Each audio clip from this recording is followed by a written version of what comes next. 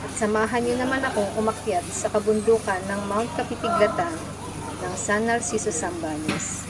Umalis nga pala kami sa Manila ng 10:30 p.m. at nakarating kami dito sa venue ng 3:15 a.m. Nag-register muna kami at nakinig sa briefing ng aming tour guide for safety purposes. At pagsapit ng 4:10 a.m., nag-umpisa na kaming maglakad. Madilim kaya mga headlamp lang talaga ang ilaw namin. Dito sa part na to, bumagal kami kasi may tatawiring isang maliit na sapa. Mahirap nang mapasawsaw ang paa at mabasa, malayo pa ang lalakarin. Sabi ni Kuya Tour Guide, 3 to 4 hours na lakaran daw. At dito naman sa part na to, nag-stop over kami. May nagtitinda pala ng kape sa paanan ng bundok. Kaya nagsipagkape muna yung iba kong kasama. Kasi galing pa sila ng mga opisina, diretso na sa hiking. Pagkatapos nilang magkape, lakad na ulit kami. Sa part na to, medyo lumiliwanag na. Kaya bumilis na rin ang mga lakad namin.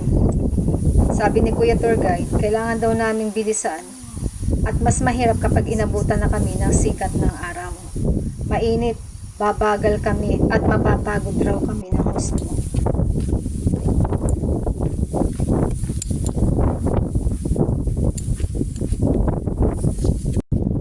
Nagpahinga ulit kami sa part na to at kailangan naming mag-regain ng lakas. Uminom muna kami ng tubig at nag-inhale, exhale. 1 minute rest lang. Then sasabak ulit sa lakaran. Pahinga muna daw. Pahinga muna kami. Ayun ah. Dito kuya. Tatag na kami. Grabe yung pagod. Napakatarik. Yan. Puro nagpapahinga po kami. Ayan, mga napagod. Sa tarik ba naman ang inakyat? Diyos ko. Pag hindi ka naman talaga.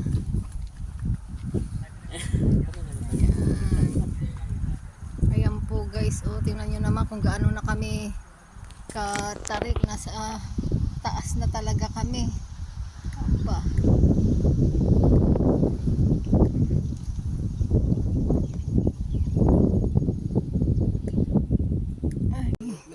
At yan guys, ang aming mga dinaanan. Tingnan nyo naman kung gaano kataas. Napapansin nyo naman siguro kung gaano nakalakas ang hangin. Ibig sabihin, ang taas na talaga ng kinatatayuan namin. Ganda. At pagkatapos naming magpahinga, lakad na ulit kami. Ang taas ng mga talahib, minsan mas mataas pa sa tao.